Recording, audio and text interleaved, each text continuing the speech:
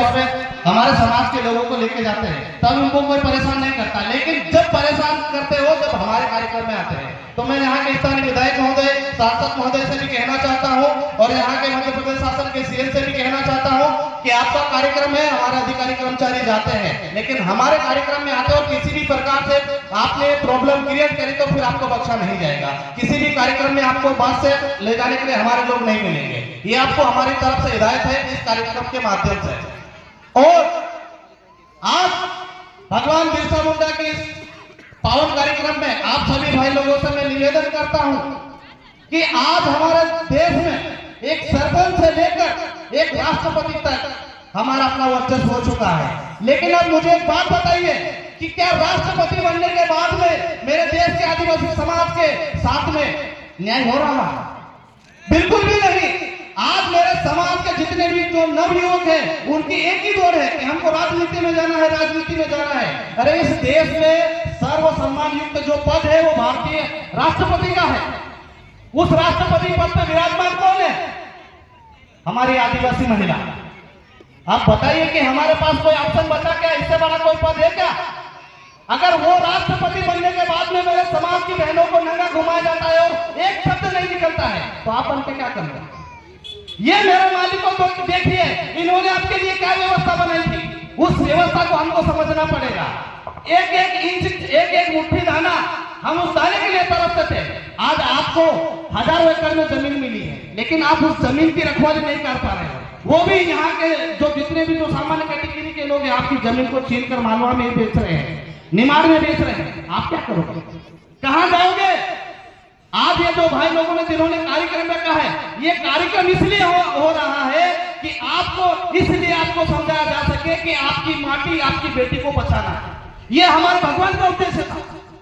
लेकिन इस उद्देश्य से आप बिल्कुल भटक चुके हो। आपकी लाइन आ गई है कि पंचायत में मुझे जाना है, जिले में जाना है, जनपद में जाना है। अरे जाना है, लेकिन उद्देश्य क्या है? आज ये मेरे अधिकारी कर्मचारी, इनको डर लगता है आपके साथ में बैठने में। इनको कुछ होता तो बचाएगा कौन बचाएगा? बताइए। आपका नेता आपके लिए एक शब्द नहीं बोलता है, चाहे आपकी बहन की इज्जत लूट जाए, चाहे आपकी माँ की इज्जत लूट जाए, चाहे आपकी जमीन चल जाए, एक शब्द नहीं बोलता है। किस पे बात करेंगे बताइए? अरे कहां जाएंगे हम? आज मैं एक पढ़ा लिखा युवा, आज इस मन से बोल रहा हूं, हमारी नौकरी नहीं लगती, कौन बोलता है बताइए? क्या हमारे स्थानीय विधायक ने कभी यहाँ के निमाड़ के जितने भी जो विधायक सांसद है कभी एक प्रतिवेदन भेजा है सरकार को कि हमारे निमाड़ में इतने जो युवा है, बेरोजगार है, उनके लिए हम कुछ व्यवस्था करें?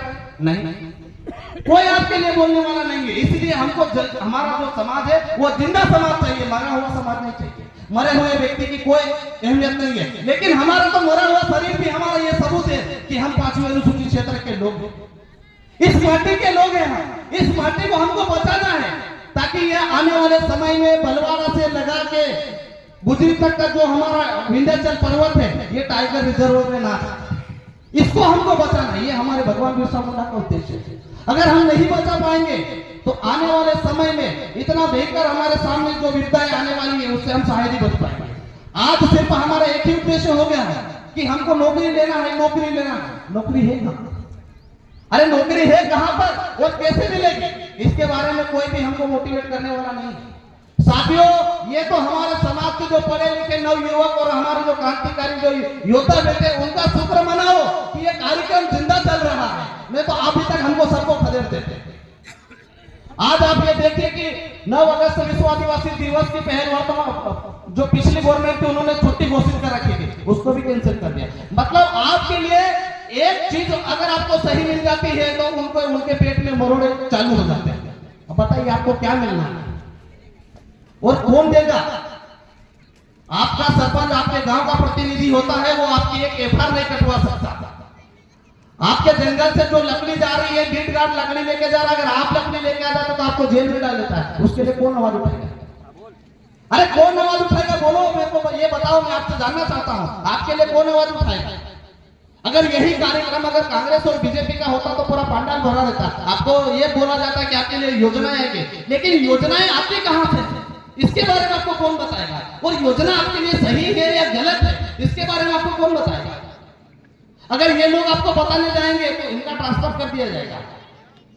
इसलिए हमारे पूरे समाज को इतना डरा दिया है, इतना डरा दिया है कि वो बोल ही नहीं पा रहा। और जो बोलने वाले युवा है उनको जिला बाजार और जेल में डाला जा रहा है।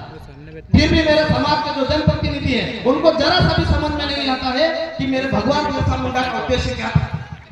हमारे क्षेत्र में इतना धर्मांतरण का कार्यक्रम चलने लग गया है, तो मैं आपको बताना चाहूंगा कि पहला एक मिशनरी जो व्यक्ति था वो भगवान बिरसा मुंडा को बनाया था ईसाइयों ने, और उनको एजुकेटेड किया, उनको शिक्षा दी, और शिक्षा से उन्होंने क्या हासिल किया कि मोड़ो माठे मोड़ो राग। ये अंग्रेज जो है मेरी जमीन छीन रहे हैं, मेरा अनाज छीन रहे हैं और ये विदेश में जाके सप्लाई कर रहे हैं। तो उन्होंने उस धर्म को लात मारी और भगा दिया कि मुझे ऐसे धर्म में नहीं रहना है।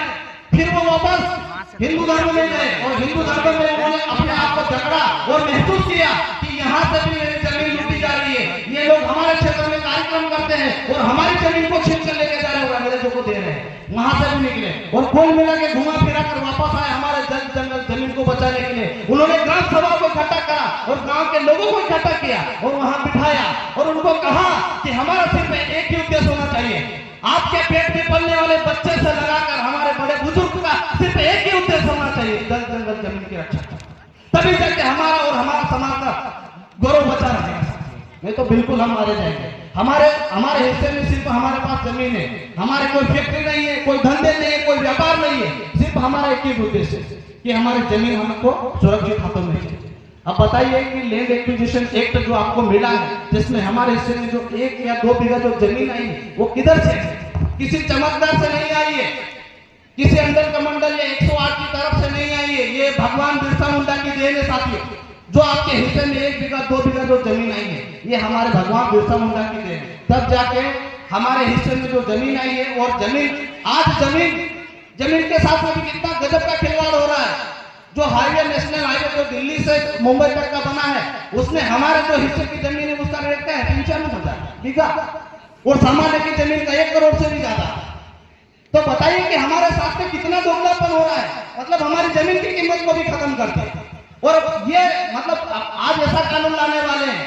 अभी कुछ झाबुआ में अलीराजपुर में कार्यक्रम हुआ था, वहां पर उन्होंने स्पष्ट कहा है कि अब ऐसा कानून लेकर आएंगे जिसमें ट्राइबल की जमीन नॉन ट्राइबल खरीद सकता है, मतलब आदिवासियों की जमीन कोई भी खरीद सकता है। इसलिए हमारे क्षेत्र में इधर के जो ऊपर का जो जितना भी भगवंडर हुआ रहा है वो सब इधर ही मंडरा रहा है कि इन लोगों को जैसे बहला फुसला कि इनकी जमीन को छीनो और कर लो बाद में, क्योंकि कानून तो आने ही वाला है।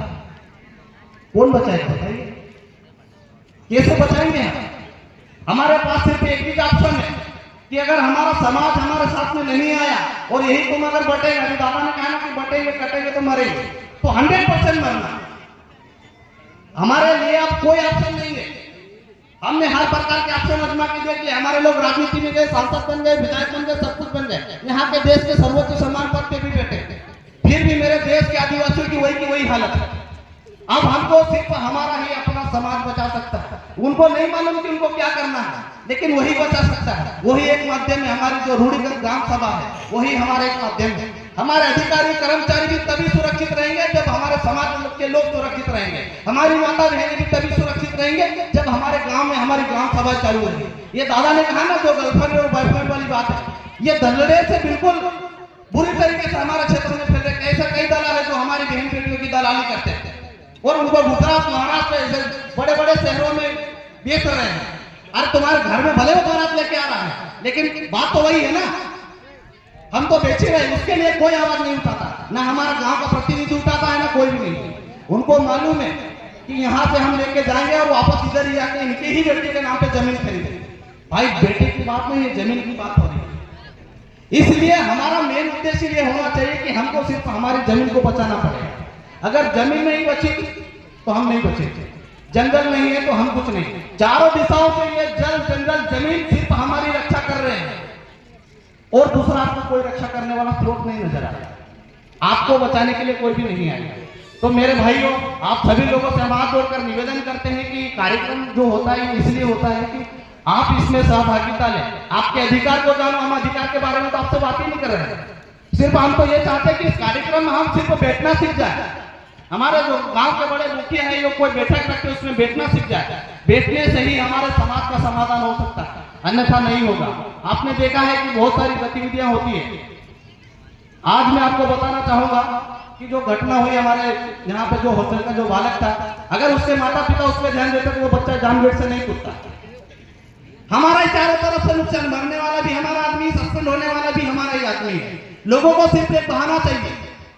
मैं फिर कहना चाहता हूं कि सिर्फ लोगों को एक बहाना चाहिए कि मरेगा भी तो हमारा ही आदमी, और उधर ट्रांसफर भी होगा, सस्पेंड भी होगा तो हमारा ही आदमी। क्योंकि इन लोगों ने ऐसा सिस्टम बना रखा है कि घेरना भी हो तो सिर्फ आदिवासी अधिकारी कर्मचारियों, इधर ड्यूटी भी लगाएंगे तो आदिवासी अधिकारी कर्मचारियों की ड्यूटी लगाएंगे, ताकि कुछ होता है तो सस्पेंड किसको किया जाए? आदिवासी अधिकारी कर्मचारी। तो आप बताइए कि आपके पूरे समाज को कितना बुरी तरीके से जकड़ के रखा है। इन व्यवस्थाओं से हम अपने समाज को कैसे बचाएंगे? ये तो शुक्र मनाओ कि इन पढ़े लिखे समाज के युवाओं ने अपने कंधे पे जिम्मेदारी उठा रखी है कि ये समाज के लिए दिन रात मेहनत कर रहे हैं, तब जाके ये कारवा चल रहा है। मैं तो बताइए आपके लिए कौन आएगा? किसी नेता ने आपके समाज के लिए कोई सभा रखी क्या कि मेरे समाज को? मैं बताना चाहता हूं कि 5वीं अनुसूची के क्षेत्र में आने वाले जितने भी जो आदिवासी लोग हैं, इनके अधिकार क्या है? पैसा एक्ट के तहत आने वाले, अभी चलो ठीक है, मैं मान लेता हूं सरकार ने एक 2022 में आपको अनाउंसमेंट कर दिया कि हम नवीनीकरण करके पैसा एक्ट लागू करते हैं। कितनी सभाएं हैं मालूम है आपको? पैसा एक्ट में क्या होता है? इधर रोड से निकलने वाली एक भी गाड़ी को आप जाने नहीं दे सकते हो, आप उसका टैक्स लोगे, ये पैसा एक्ट बोलता है। यहाँ से जितना भी जो खनिज संपदा है, ये जंगल है, ये जंगल में एक पेड़ है पुआड़े की, जो लोग ये मालवा के लोग लेके जाते हैं ना इधर से पुआड़िया, मालूम है वो क्या भाव बिकता है? 35 रुपए किलो बिकता है। पुआड़े की जो फली होती है वो, उस पर भी आपका अधिकार है। इस जमीन में अगर 2 फीट गड्ढा खोदते हो और कुछ संसाधन निकलता है, उस पर भी आपका ये अधिकार है। आज हमारा हसदेव जंगल यानी कि 5वीं अनुसूची का जो क्षेत्र है, उसमें पूरे जंगल को अड्डानी अंबानी को बेच दिया। कोई नेता आया क्या बचाने के लिए? कोई नहीं आया। अभी हमारा नंबर लगने वाला है। तो साथियों, आप सब लोगों ने मुझे बहुत ध्यानपूर्वक सुना है, और हमारे बीच में हमारे और भी भाई वक्ता है, उनको भी अवसर देना है। मैं तो आपका बेटा हूँ, यही का हूँ और यही पला बड़ा हूँ। बस महू में अपनी पढ़ाई के साथ में हमारे समाज के भाइयों के साथ में मिलकर काम कर रहे हैं, और आप सब ने मुझे बहुत ध्यानपूर्वक सुना। इसलिए आप सभी को जोहार, जय आदिवासी। और आयोजन कमेटी और हमारे अधिकारी कर्मचारी, बड़े बुजुर्ग, माता बहने, सभी को हम यही उम्मीद और आशा करते हैं कि हमेशा इन नवयुवक साथियों का सहयोग करें और इनको आगे बढ़ाएं। छोटी मोटी चीजें गलती हमारे से होती रहती है तो उसको नजरअंदाज करें और माफी करें। जोहार।